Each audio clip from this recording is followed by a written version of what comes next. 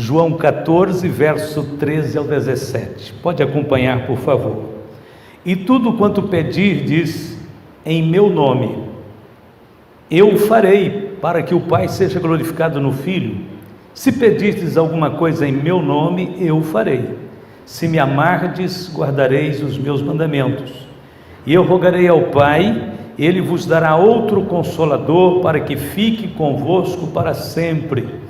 O Espírito da verdade, que o mundo não pode receber, porque não o vê, nem o conhece, mas vós o conheceis, porque habita convosco e estará em vós. Nós vamos hoje meditar sobre a necessidade e a bênção do Espírito Santo. Vamos fazer mais uma breve oração. Curve a cabeça, feche os olhos. Amado Deus e Pai, nós te louvamos pela promessa do Senhor, que desde o Velho Testamento foi anunciada a promessa do Espírito Santo para todos que crescem, todos os que buscassem de coração conhecer a tua perfeita vontade. Obrigado, Senhor, porque esta promessa já se cumpriu e agora nós podemos desfrutar dela em nosso viver diário. Rogamos nesta hora que o Senhor abençoe a todos que estarão ouvindo a tua palavra, em nome de Jesus. Amém. Glória a Deus. A necessidade e a bênção do Espírito. De onde vem o entusiasmo? Existem pessoas que você percebe nitidamente que eles conseguem superar rapidamente crises, embates, momentos difíceis. Há pessoas que demonstram no seu viver diário uma força incomum, e eu sempre digo que essas pessoas, é claro, só podem ser encontradas no meio dos cristãos, daqueles que servem a Deus. Por quê? Porque a própria palavra entusiasmo, que é uma palavra utilizada de forma livre por todos, empregada de formas bem comuns, na realidade ela é uma palavra espiritual. Entusiasmo é uma palavra composta, primeiro pelo prefixo em, depois pela palavra teos, é daí que vem a palavra entusiasmo, em mais teos. Para você entender, a palavra teos grega é Deus, é a palavra Deus, e enteos ou entusiasmo, transliterado para o português, significa cheio de Deus. É o enchimento de Deus que dá para o homem uma força incomum, espiritual, capaz de superar dificuldades e seguir adiante. A grande diferença entre aqueles que servem a Jesus e aqueles que não servem é porque na hora da aflição eles não têm esta fonte de renovação, de poder. Eles não têm o verdadeiro entusiasmo que vem então por uma habitação de Deus no homem. Todas as virtudes e todas as vitórias da vida cristã dependem do Espírito Santo. O Espírito Santo é Deus em nós. Alguém definiu com certa sabedoria que no Velho Testamento nós temos a revelação de Deus Pai. Deus Pai, ele se revela no Velho Testamento por visões, pela manifestação da sua glória, pela manifestação da nuvem de Deus para Israel, da nuvem do Senhor no tabernáculo, mas é sempre uma manifestação muito elevada, em que os homens não podiam aproximar. Lembra quando Deus manifestou-se no Monte Sinai? O monte tremia e ninguém podia se aproximar, mas era a presença de Deus. No Velho Testamento, Deus está sobre nós, Deus sobre nós. Com a vinda de Cristo ao mundo, você já não tem mais Deus sobre nós, você tem Deus conosco. Era este o nome de Jesus, que o profeta Isaías anunciou. Ele será chamado Emanuel, que traduzido é Deus conosco, ou seja, aquele Deus elevado acima de todos, que não há acesso a ele, agora desce e caminha conosco. Jesus é Emanuel, Deus conosco. Mas quando Jesus estava no mundo, ele disse que ia voltar para o Pai, mas antes ele anuncia aos seus apóstolos, diz: olha, eu vou voltar para o Pai, mas vocês não vão ficar sozinhos, porque eu rogarei ao Pai e Ele vos dará outro Consolador. A palavra outro Consolador, Jesus está dizendo, alguém como eu, com as mesmas prerrogativas que eu tenho, com o mesmo poder, com a mesma gentileza, com a mesma graça, com a mesma autoridade, alguém exatamente igual a Ele.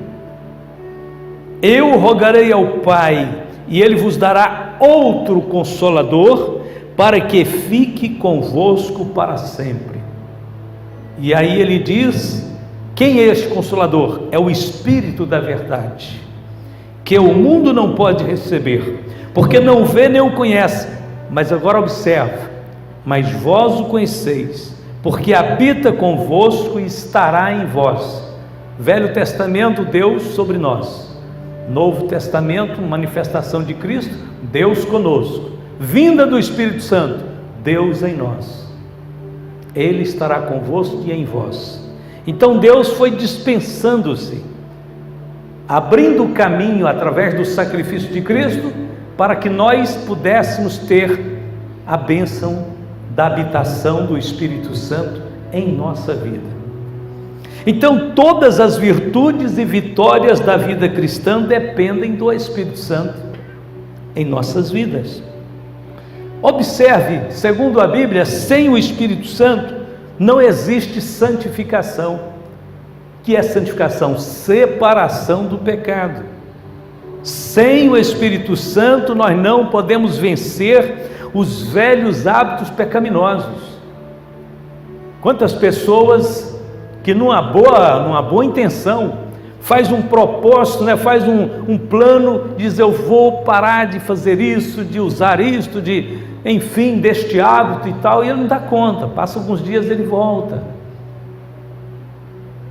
Quem é que pode nos dar poder para vencer velhos hábitos que não convêm?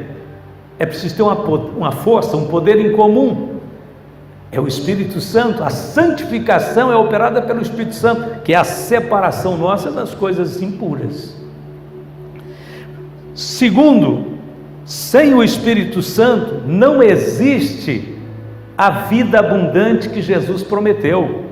Jesus disse que Ele veio para dar vida e vida com abundância, mas essa vida com abundância, ela só torna-se uma realidade a partir da nossa experiência com o Espírito Santo. João capítulo 7, verso de número 37, o Senhor Jesus diz aqui: e no último dia, o grande dia da festa, Jesus pôs-se em pé e clamou dizendo: se alguém tem sede, que venha a mim e beba. Verso 38, quem crê em mim, como diz a Escritura, rios de água viva correrão do seu interior, ou do seu ventre. E no versículo seguinte, que eu não vou ler ele todo, Jesus disse que tudo isso só aconteceria pelo Espírito Santo. Algo que brota dentro de você como um rio. Claro que a água aqui é apresentada como um tipo, uma figura de uma vida abundante, alguma coisa que borbulha, alguma coisa que está sempre fluindo. E é por isso que a força interior do homem que serve a Deus, da mulher que serve a Deus, é então comparada a uma fonte que não seca. Terceiro, sem o Espírito Santo não existe oração perseverante. Se é uma coisa que a gente aprende logo quando converte, quando vem para a igreja, é que nós devemos traçar um plano de oração em nossa vida. A gente aprende com os irmãos que já são crentes, e depois vai ler a Bíblia e aprende com a Bíblia. Você vai ver que Davi orava, que Abraão orava, que Moisés orava. Você vai encontrar Salomão de joelhos orando a Deus na frente de todo o povo. Você vai ver o exemplo de Jesus, que orava constantemente. Mas como ter uma vida de oração? E, na realidade, orar talvez seja uma das coisas que mais precisamos do Espírito Santo para fazer. Porque a oração é um exercício do Espírito. Não é um exercício só da mente e nem só do corpo. É um exercício do Espírito. E o Espírito Santo é quem faz esse elo em nosso coração e Deus. Paulo escreveu em Romanos capítulo 8, verso 26: e da mesma maneira também o Espírito ajuda as nossas fraquezas, porque não sabemos o que havemos de pedir como convém, mas o mesmo Espírito intercede por nós com gemidos inexprimíveis. Você pode ter a certeza que o Espírito Santo na sua vida vai te fazer chorar e clamar a Deus de uma forma muito intensa, quando esta coisa exigir um clamor desse jeito. A Bíblia diz que o Espírito Santo intercede por nós com gemidos inexprimíveis. Ele está dentro da gente e Ele intercede por nós através do nosso próprio coração. Ele toca-nos, Ele faz-nos ver a intensidade daquela realidade espiritual. E aquilo você não faria por sua própria conta. Você não teria aquela sensibilidade para orar com aquele grau de espiritualidade se não for o Espírito Santo. É Ele quem nos ajuda a orar, disse Paulo. Ele ajuda as nossas fraquezas. A fraqueza aqui é a incapacidade de discernir, de sentir, de perceber as coisas espirituais. O Espírito Santo é que nos ajuda a entrar numa dimensão de compreensão, de profundidade. Às vezes a gente fica contrariado até com a nossa própria insensibilidade, não é verdade? Quando a gente deveria às vezes chorar por uma situação, a gente está neutro, insensível. Você fala, por que eu não sinto, né?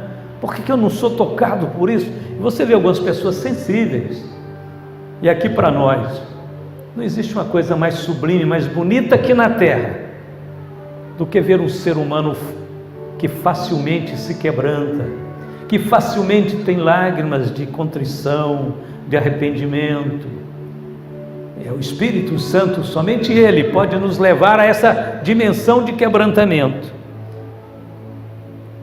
E ainda, o Espírito Santo, sem Ele, sem o Espírito Santo, não existe poder espiritual.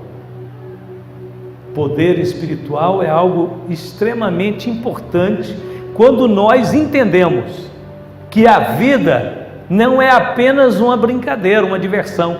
A vida, principalmente a vida cristã, é também uma batalha espiritual, em que você todos os dias tem que estar pronto para ela, preparado para ela, não permitindo que o diabo ganhe vantagem, nem no seu lar, nem sobre os teus filhos, nem sobre o teu esposo, nem sobre tua esposa, e muito menos sobre você.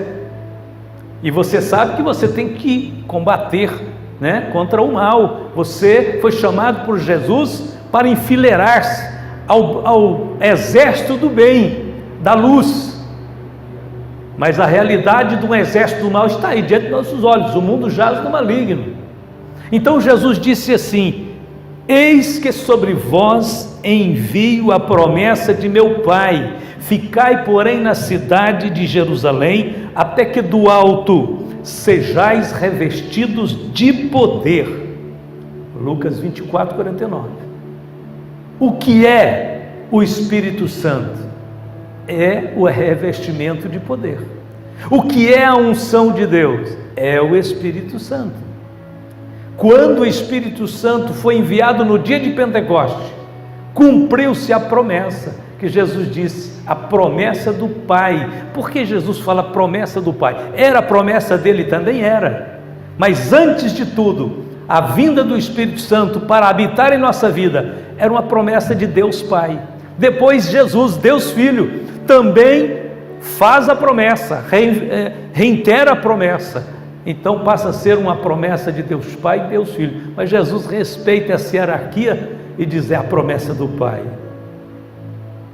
Aonde está a promessa de Deus enviar o Espírito Santo? No Velho Testamento. Daqui a pouquinho vamos ler o versículo, mas vamos seguir adiante pensando um pouco aqui sobre o Espírito Santo. Sem ele não há poder espiritual, levando em consideração então que precisamos de autoridade para impedir que certas ações más aconteçam ou prevaleçam. Nós precisamos de autoridade espiritual. Jesus disse que daria poder para os seus servos, para expulsar demônios, curar enfermos, falar em novas línguas. De onde vem esse poder? Do Espírito Santo. Jesus disse: mas recebereis a virtude. E esta palavra virtude é dunamis, mas receberei a dunamis do Espírito Santo. O que é dunamis? De onde vem a palavra dínamo, que é um aparelhinho, é um instrumento que gera energia.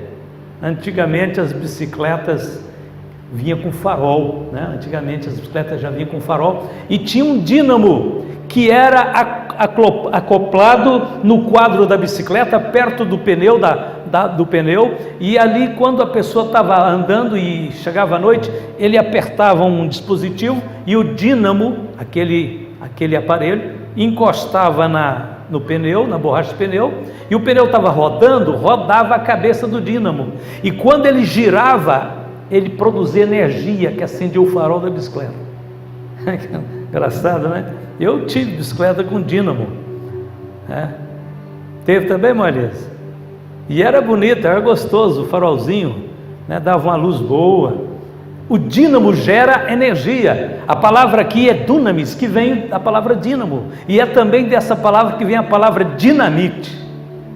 Não precisa dizer que a dinamite, quando ela explode, ela libera um campo de energia capaz de esmiuçar pedras, rochas. Então o Espírito Santo, ele é comparado a uma dinamite, a um gerador de poder. Mas recebereis a virtude do Espírito Santo e ser-me-eis testemunhas. Para que Jesus quer nos enviar o Espírito Santo? Para a gente ser cheio de poder, para você ser uma testemunha dele na terra, para você falar dele com certeza, com autoridade, com convicção. Os apóstolos receberam essa autoridade, e eles eram homens simples, pescadores, iletrados, e eles mexeram com o mundo, balançaram esse mundo com a mensagem do Evangelho. Jesus era cheio do Espírito Santo, e ele só começou o seu ministério depois que o Espírito Santo desceu sobre ele. Cada crente individualmente tem a responsabilidade de permitir que o Espírito Santo viva e se expresse por seu intermédio para este mundo pecador. Se não for a manifestação do Espírito Santo na vida de uma irmã, de um irmão, de um jovem, de um ancião, se não for o Espírito de Deus agindo neste mundo através dos filhos de Deus, o mundo fica na escuridão, o mundo fica sem esperança, não vão ver a luz de Deus. Então, para que isto aconteça, ou seja, para que o Espírito de Deus tenha essa liberdade, esse direito, essa livre ação na nossa vida, no nosso meio, na igreja, nós temos que tomar algumas atitudes, nós temos que dar alguns passos. Tem algumas coisas que determinam, que abre portas para o Espírito de Deus trabalhar. Depende um pouco da gente. Nós temos que ter uma atitude, um coração pronto, disposto em vários sentidos. Vou nomear algumas coisas importantes aqui que podem ajudar, que podem abrir o caminho para um derramar do Espírito, um encher do Espírito. Vamos para o primeiro, agora vamos lá para a promessa de Deus no Velho Testamento que eu disse a gente ia ler. Isaías 44, texto muito conhecido, todos que estudam sobre o Espírito Santo passam por este versículo, não tem como não passar por ele. Isaías 44, verso de número 3, diz o seguinte: Deus está falando, Deus Pai, porque derramarei água sobre o sedento, guarda essas palavrinhas, aqui é sedento, e rios sobre a terra seca, derramarei o meu espírito sobre a tua posteridade, e a minha bênção sobre os teus descendentes. A primeira palavra que abre portas para o agir do Espírito Santo, quer seja na vida nossa pessoal, quer seja na igreja, no culto, na celebração, na família, sabe qual é a palavra? Necessidade. Aqui diz o seguinte: derramarei água sobre o sedento. Se alguém diz assim, eu posso passar sem o Espírito Santo, então vai passar sem ele. Mas há um grupo de pessoas que entende que o Espírito Santo é tudo, assim como os apóstolos jamais pensariam na hipótese de não andar com Jesus, nunca, jamais, nenhum deles disse alguma hora, não preciso de Jesus não, hoje deixa Jesus sozinho, eu vou para outro canto, deixa Jesus caminhar para onde ele quiser. Nunca. Os apóstolos já acordavam e diziam, cadê Jesus? Cadê o Senhor? Cadê o Senhor? Jesus já estava preparando ali para uma viagem, para uma caminhada, e eles já estavam de pé e diziam, onde o Senhor for, nós iremos. Depois Jesus disse, vocês sempre têm estado comigo. Nenhum dos apóstolos pensava na hipótese de ficar longe de Jesus. Nós também não podemos pensar na hipótese de ficar longe do Espírito Santo. Os apóstolos necessitavam muito de Jesus. Nós precisamos necessitar muito do Espírito Santo. Aliás, é a única forma de nós demonstrarmos que precisamos de Jesus, que precisamos de Deus Pai. A única forma é dizer, eu preciso do Espírito Santo. Jesus disse, eu rogarei outro Consolador, ou seja, no mesmo nível que os meus apóstolos relacionaram comigo, ficando junto comigo, andando comigo, eu quero que vocês acolham, recebam o Espírito Santo e andem com Ele, e convidem Ele para estar com vocês o tempo todo. Então aqui diz, a primeira palavra é necessidade, derramarei água sobre o sedento, e rios sobre a terra seca. Quando um irmão chega para mim, uma irmã diz, pastor, eu estou me sentindo tão vazio, parece que eu estou tão distante de Deus, meu coração parece estar tão duro, seco. Eu disse, então irmão, você está agora no ponto, porque Deus disse que derrama água sobre a terra seca mesmo. Deus disse que faz os rios dele correr, é sobre os sedentos mesmo. Enquanto você acha que está tudo bem, não está tudo bem, eu estou tudo sob o controle, talvez nada poderá acontecer de sobrenatural na sua vida. Mas quando você para e diz, não, eu não suporto, eu preciso mais de Deus, eu preciso ter uma experiência com Deus, eu estou ficando muito natural, eu estou ficando muito comum, está virando rotina para a minha vida cristã espiritual, eu vou ler a Bíblia, eu já não sinto aquela emoção, pastor prega, não sei porquê, mas eu não estou conseguindo sentir muita coisa. Então nessa hora dá uma parada, diz, eu sou uma terra seca, eu sou um sedento, eu quero o Espírito de Deus, eu quero Deus na minha vida. O Senhor promete derramar para aqueles que têm necessidade. Jesus disse naquela passagem em João 7,37, lembra os 38? Ele diz assim, quem tem sede, vem a mim e beba. Você tem sede do Espírito de Deus, do Espírito Santo? Você tem sede de Deus, de Cristo? Eu quero mais do Senhor, eu quero experimentar mais do amor de Deus, eu quero entender mais a Deus, eu quero entrar nessa dimensão tão profunda de viver com Deus. Irmão, o homem, a mulher que cultiva isso no seu coração, na sua vida, ele está estabelecendo uma estrada de poder, de muita experiência, de muita vitória espiritual. Jesus disse assim: a quem quer que tiver sede, lhe darei da água da vida. Apocalipse capítulo 21, verso 6. Esta é a primeira palavra, necessidade.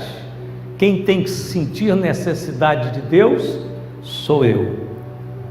Eu tenho que querer Deus. Eu tenho que desejar o Espírito Santo. Segundo, a segunda palavra está também em João 7,38. Depois que Jesus fala: quem tem sede, vem a mim e beba, ele diz assim: quem crer em mim, como diz a Escritura, rios de água viva correrão do seu interior. Quem crer em mim, como diz a Escritura, afinidade com a palavra de Deus. Você fala assim: pastor, a gente lida com o Espírito Santo, com Jesus, com Deus. Nós estamos lidando com um abstrato, né? Sim, Deus é abstrato, mas é real. Deus é invisível, mas Ele é sensível. Você pode senti-lo, percebê-lo. É verdade. Mas quando você diz assim, quando Jesus diz assim: quem crer em mim, como diz as Escrituras, Jesus está pegando você do plano, vamos dizer, do contato, do visual, do material, te fazendo entrar na palavra dele, para daqui você entrar no mundo da plenitude de Deus. Crer em Cristo, como diz a Escritura, isso exige que a gente tenha afinidade com a Bíblia, porque você entra dentro da Bíblia aqui, daqui você vai para as dimensões celestiais. Sua mente, seu coração, suas imaginações são elevadas à medida que você vai lendo a Bíblia e também ouvindo a palavra de Deus, é claro. Quem crer em mim, como diz a Escritura, rios de água viva, é uma coisa automática. À medida que você vai lendo a palavra, vai crendo em Jesus, vai entendendo o que Jesus está falando ali, você quer fazer aquilo, ali o Espírito Santo já está ali entrando na sua vida, ali o Espírito Santo já está fluindo no seu coração, ali você já está começando a ter rios de água viva. Esta afinidade com a palavra é incrível. Em Atos 10:44 conta a história de Pedro indo pregar na casa de Cornélio, né? Foi um dos primeiros gentios a crer no Evangelho e ser batizado com o Espírito Santo. Na casa de Cornélio, apóstolo Pedro estava pregando já por um tempo, e quando chega no capítulo 10 de Atos, lá no versículo de número 44, não vou ler a pregação do que Pedro fez, mas está escrito assim: e dizendo Pedro ainda estas palavras, Pedro estava pregando a palavra de Deus, caiu o Espírito Santo sobre todos os que ouviam a palavra. Quem ouve a palavra, quem lê a palavra, quem medita na palavra, já está numa condição favorável para que o Espírito de Deus caia sobre ele, encha-o, faz fluir na vida dele rios de água viva. Vamos para a terceira palavra, rapidinho, Atos capítulo 5 agora, verso 32. Se você der conta de abrir aí, abra para ler comigo. Atos 5:32 diz assim a palavra de Deus: e disse-lhes, deixa eu ler no 32, e nós somos testemunhas acerca destas palavras, nós e também o Espírito Santo, que Deus deu àqueles que lhe obedecem. A palavra agora é obediência. E eu vou explicar aqui porque muitas vezes a gente embaraça por não entender aquilo que a Bíblia quer dizer. E eu falo isso porque eu passei por todos esses caminhos, né? Eu converti, eu tive minhas batalhas espirituais, minhas crises espirituais, minhas dúvidas, né? Mas graças a Deus fui vencendo, uma hoje, outra amanhã, outra depois, e graças a Deus agora eu posso explicar para você coisas que às vezes ninguém me explicou, eu tive que lutar duramente para entender. Esta palavra aqui mesmo é uma delas, porque eu pedi ao Espírito Santo a Deus no começo, mas de repente, quando eu estava ali buscando e orando a Deus, às vezes vinha aquela palavra aqui, que diz que Ele dá o Espírito Santo àqueles que lhe obedecem. Eu pensava assim, será que eu não estou obedecendo a Deus? Será que eu ainda não tenho tudo que Deus tem para mim, porque não estou obedecendo a Ele? E isso me deixava lá embaixo, né? Tristeza, aquele sentimento de culpa muitas vezes. Então, o Espírito Santo é dado àqueles que lhe obedecem. Mas o que significa? Aqui não se trata de perfeição, não. Se você pudesse ser perfeito ou perfeita sem o Espírito Santo, então para que o Espírito Santo? Nós não podemos e não somos capazes de vencer os nossos pecados, nossos hábitos ruins sem o Espírito Santo. O Espírito Santo, ele veio para dar força ao fraco mesmo. Se todo mundo fosse forte, para quê? O Espírito Santo, ele veio para dar força a nós, somos fracos, frágeis. Então o que significa a palavra obediência aqui? A palavra obediência então não quer dizer perfeição. O sentido aqui é um coração disposto, desejoso de aprender, de seguir a Cristo. Você ainda não é perfeito, mas você não troca mais o seu discipulado de andar com Jesus por nada deste mundo. Eu sei que você ainda erra, mas só que tem um detalhe: você já está decidido a andar com Jesus e aprender dele todo dia da sua vida. E ele sabe disso. E é isto que é obediência. Obediência não é o estágio da perfeição. Obediência é a decisão de andar com Jesus, custe o que custar. Eu vou andar com Jesus, eu vou aprender de Jesus, eu vou seguir a Jesus. É o sentido do discipulado permanente. O que é o discipulado permanente? Eu sou uma eterna discípulo de Jesus. Eu quero aprender com Ele. Ele é o meu mestre. Com os defeitos, eu me sujeito a Ele para ser corrigido. Pronto. Me sujeito a Ele para ser aperfeiçoado. É a decisão de permitir que Jesus tenha o direito de moldar a sua vida. Esta é a atitude daqueles que são obedientes. E aqueles que têm essa atitude, são para esses que Deus dá o Espírito Santo, porque Ele tem vontade de ser fiel. Aí o Senhor disse: vai, Espírito Santo, entra no coração daquele homem, daquela mulher, porque ele não suporta a sua fraqueza, ele não suporta seus erros, ele quer ser fiel, mas ele é fraco. Então vai e fortaleça-o. Você quer dizer então, pastor, que se eu pedir o Espírito Santo, mesmo se eu tiver algum hábito ruim, um vício, por exemplo, eu posso pedir o Espírito Santo mesmo tendo algum problema de vício? Pode não, você deve pedir, porque você não vai dar conta se não tiver ele.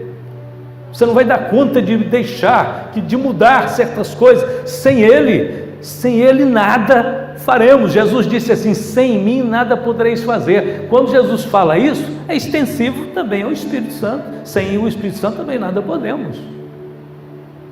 Quando o Espírito Santo desceu no cenáculo sobre aqueles apóstolos, eles eram perfeitos? Não, de jeito nenhum. Pedro tinha poucos dias atrás negado Jesus, arrependeu, chorou, mas que tinha. Vai apagar isso da realidade? Pedro era fraco. Pedro queria obedecer, mas não conseguiu.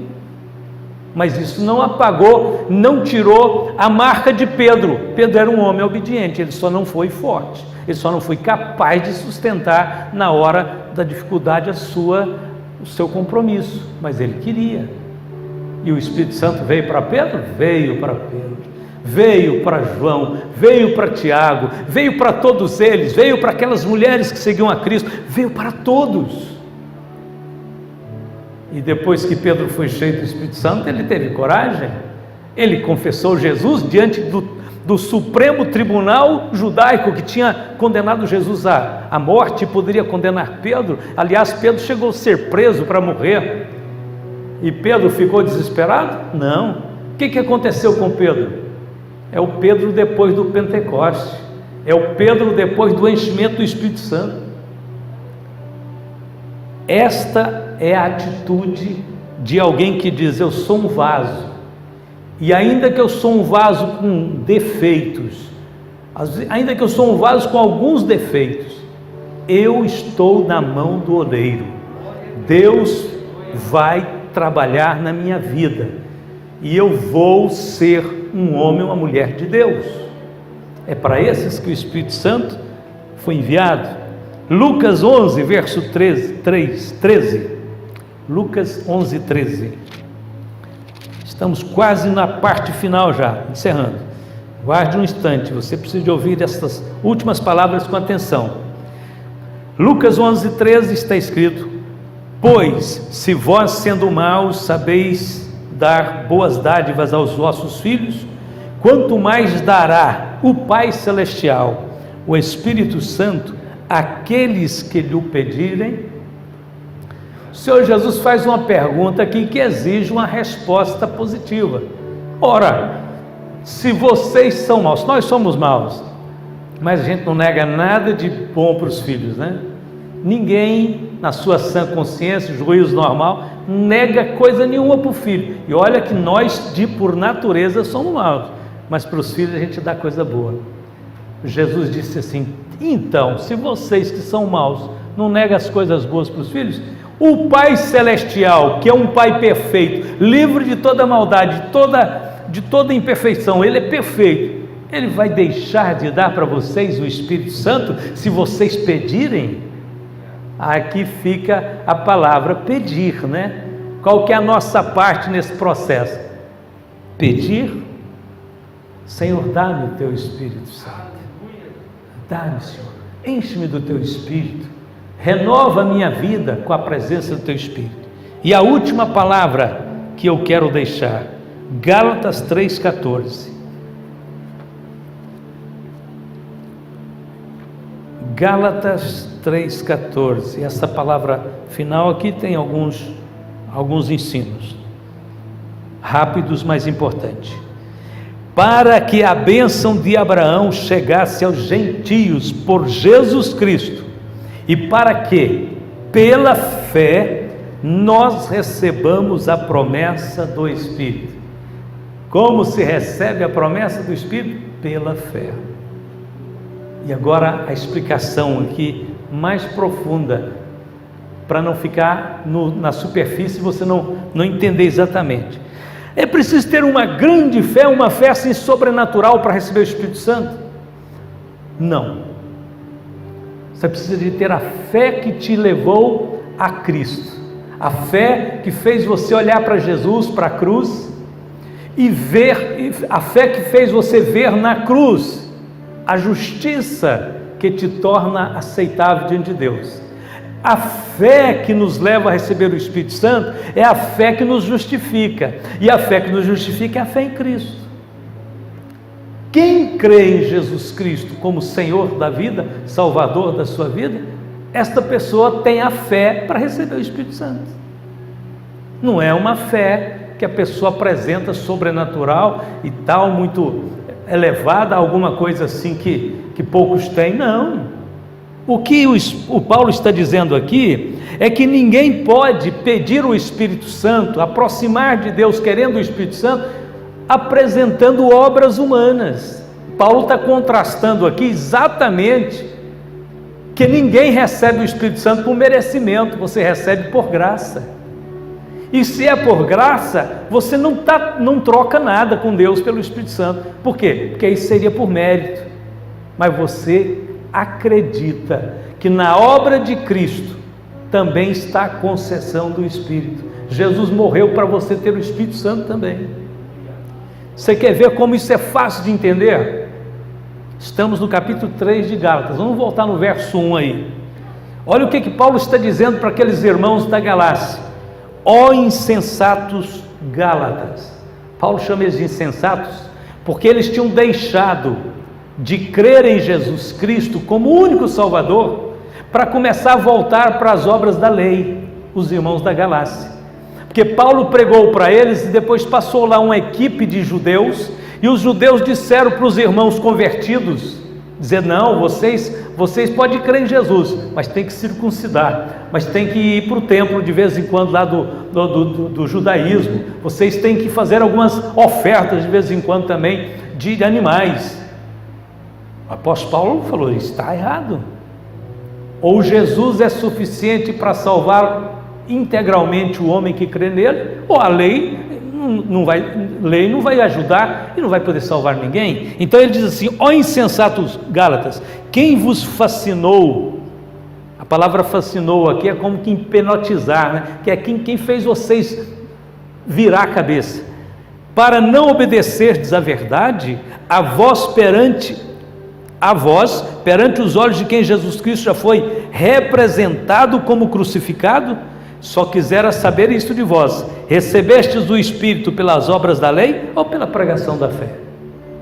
A pregação da fé que Paulo refere-se aqui é uma mensagem única: só Cristo salva.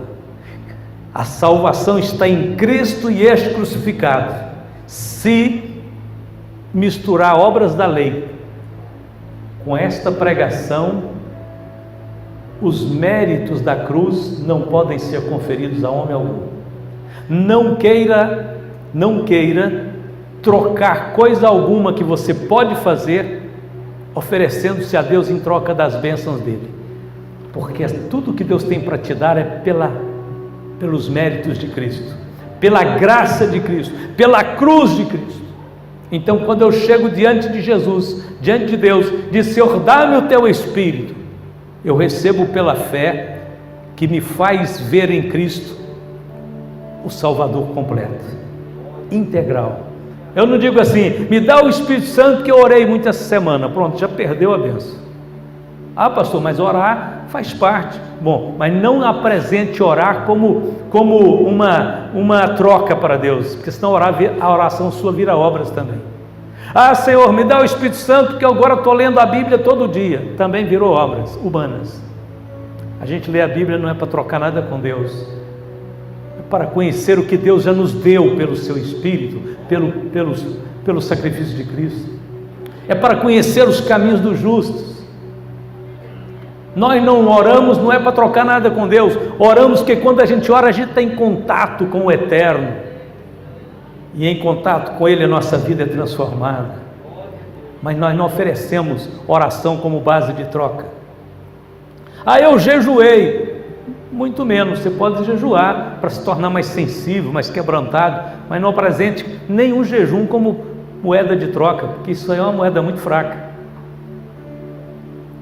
Então Paulo disse assim: vós sois insensatos, que tendo começado pelo Espírito, acabeis agora pela carne. Quem deixa de confiar em Cristo e somente em Cristo para confiar em qualquer tipo de obras, está deixando a vida do Espírito para voltar para a vida da carne. Aí Paulo continua falando, aí chega no verso 14, onde ele diz, aonde nós lemos, onde ele fala: para que a bênção de Abraão chegasse aos gentios por Jesus Cristo, e para que pela fé nós recebamos a promessa do Espírito. Oh, glória a Deus! Quando nós falamos assim: irmão, você já tem fé, a sua fé já está no lugar certo, e você já pode receber a promessa do Espírito, nós não estamos falando nada além do que a Bíblia já ensina há 2000 anos atrás. Então, neste final, comece a a relembrar essas palavras no decorrer desta semana, deste final de semana. Vai pensando naquilo que você aprendeu e vá apropriando-se desta certeza no seu coração, e você vai ter a surpresa de verificar que à medida que você apoia a sua confiança naquilo que a palavra diz, naquilo que Jesus fez, você vai enchendo do Espírito Santo, você vai ficando mais cheio de alegria, de poder, de autoridade, a sua vida vai ficando mais, você vai ficando mais santo, mais puro, e você vai ficando mais sensível, e você fica muito mais capaz para adorar a Deus, para entender a Bíblia, para fazer a vontade de Deus. Amém? Quero convidar vocês para ficar de pé. Nesse instante será um bom momento para nós falarmos com Deus, para nós pedirmos o Espírito Santo, para nós crermos que a porta já está aberta e o Espírito Santo já está muito perto de nós, já está muito junto de cada um de nós. É quase como se você estivesse com sede e você falasse assim: eu preciso de um copo com água fresca para saciar minha sede, e você estendesse a mão e lá está já a fonte. É só você encher a caneca, o copo, e levar à boca. A água está ali, cristalina, borbulhante, cheia de vigor, para encher, para saciar o seu coração. Ele não está longe de cada um de vós, disse Paulo. Muitos procuram Deus tateando, mas Ele está tão perto de cada um de nós. O Espírito Santo já foi enviado. Jesus disse: eu enviarei o outro Consolador, para que fique convosco para sempre. Tem mais de 2000 anos que o Espírito Santo desceu do céu à terra, e Ele está na sua igreja. Ele está enchendo o coração de todos os sedentos. Ele está tocando vidas que precisam dele. Ele está capacitando pessoas para o serviço do Senhor. Ele está dando sabedoria, revelação. Ele está operando os seus dons. Ele está nos ensinando a verdade de Deus. Ele está nos preparando para a vinda de Cristo. Então você pode dizer nessa oração, em um minuto nós vamos começar a fazer uma oração. Você poderá dizer: Espírito Santo, eu te recebo, eu abro minha vida para o Senhor, meu coração, todo o meu ser te pertence. Eu quero que o Senhor venha morar em minha vida, eu quero que o Senhor venha ter liberdade no meu coração, me ensinar as coisas de Deus, me guiar, me revelar as coisas profundas do Senhor. Você pode falar com Ele, pode orar ao Espírito. Aliás, Ele vai te ajudar a fazer essa oração. Ele está tão perto de você que vai te ajudar. Irmãos, antes de orar, uma comparação bem simplória, mas uma comparação de vida. Eu e a irmã Eleusa, nós, a partir desse mês agora, contando mais 3 anos, ainda tem que contar mais 3 anos, nós vamos completar 40 anos de casados, ou seja, nós estamos com 37 anos de casados. A irmã Eleusa, lá atrás, 37 anos atrás, ela decidiu que queria andar comigo, e é claro, principalmente muito especialmente para me ajudar, né? Porque quem é um homem sem uma boa esposa, uma boa companheira? Um homem não é nada, sozinho no mundo, sem norte. E ela decidiu fazer isso, e ela vive comigo. Nós estamos casados há 37 anos. Sabe por que ela está comigo? Não é porque eu sou perfeito. Aliás, ela já viu todos os defeitos que eu tenho, todos, e ela nunca falou de ir embora, porque ela veio para ficar. Eu estou comparando aqui de uma forma muito simplória. O Espírito Santo é como uma companheira fiel, como Deus me deu. Ele vê meus defeitos, Ele conhece as minhas falhas de perto, mas Ele veio para ajudar, Ele veio para ficar, e sem Ele e sem ela também, a gente não dá conta de viver. Isso não é maravilhoso, saber que Deus mandou o Espírito Santo para estar com você? Ele conhece as suas fraquezas, suas debilidades, conhece tudo, mas isso não espanta Ele não, como não espantou a irmã Eleusa quando ela viu, foi vendo gradativamente todos os meus defeitos. Pelo contrário, elas acho que se apegou mais ainda, dizendo agora que eu tenho que ajudar mesmo. Pensei que eu dava conta sozinho de muita coisa. Eu não dava conta sozinho quase de nada. Eu tenho que ajudar mesmo. O Espírito Santo veio para ficar com você. Ele é seu amigo fiel. Ele é o consolador presente. É interessante que Deus nomeia a mulher que casa, né, como adjutora, ou seja, aquela que auxilia.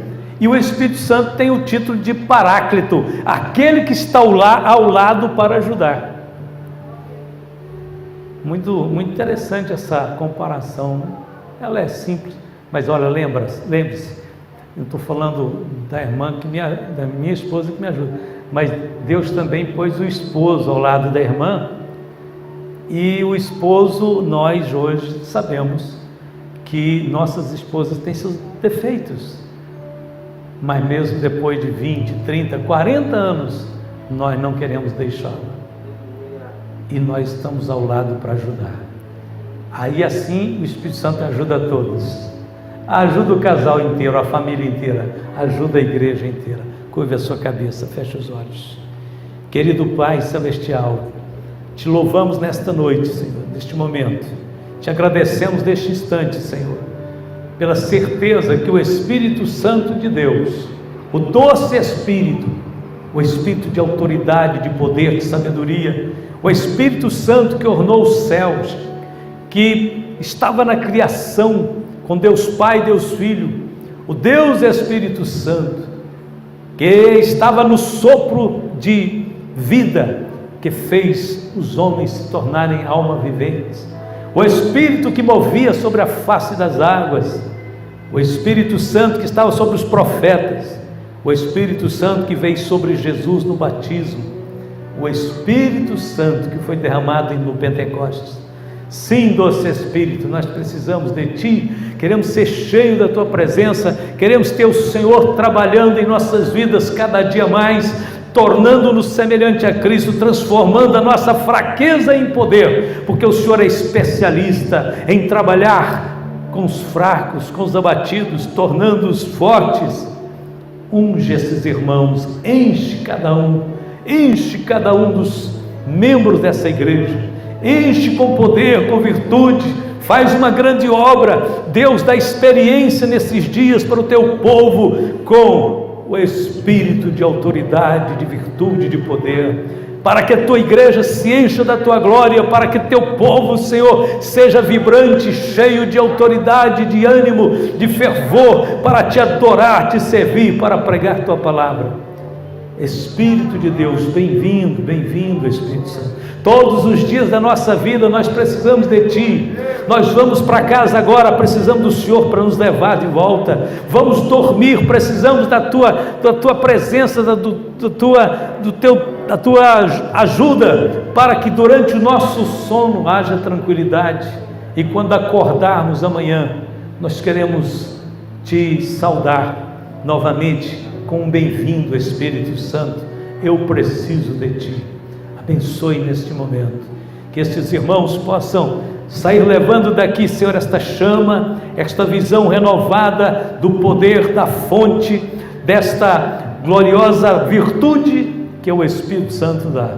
Em nome de Jesus, oramos e abençoamos a todos agora, em nome de Jesus, e todos que creem assim podem dizer amém e amém. Glória a Deus.